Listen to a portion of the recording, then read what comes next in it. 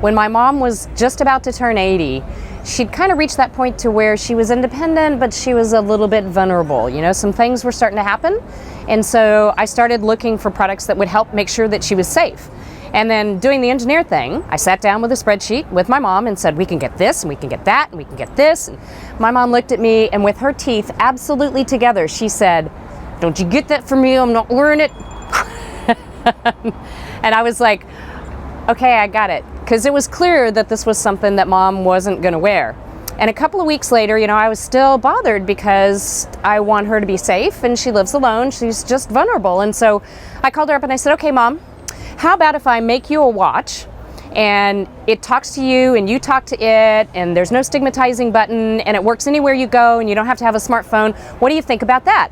And my mom said, well, I don't know. And I said, well, okay, fine, Mom, you're hired. And so she's our senior user experience advisor. So she actually put together probably the first 100 people that came through our focus groups, and she tells me everything we do. You know, she's the first person who weighs in on whether or not that's a good idea or a really bad idea. It's always challenging getting a startup company going, right?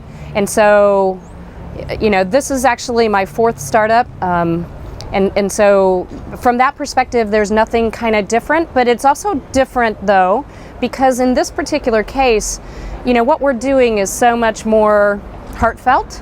Right? I've never had the opportunity to do well by doing good. Right? All my other companies were semiconductor companies, and they were great, and we did great technology, but they didn't make a difference in millions of people's lives, and that's what our Conaga Watch is going to do. So we are just getting ready to start our first phase of our beta. 600 folks in our market test. They're all over the United States, and these are the people who are going to be validating the user experience, making sure that what we envision is what we actually deliver, something that actually extends your independence with dignity, keeps you safe, but doesn't make you feel bad. That's what we're after.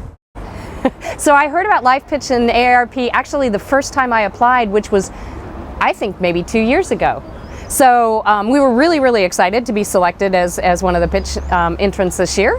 And you know, we've had a number of conversations. I'm lucky that we are a part of Startup Health Accelerator, and Startup Health has a tight connection with AARP. So we've really benefited from some of the support and advice that we've gotten from people in AARP.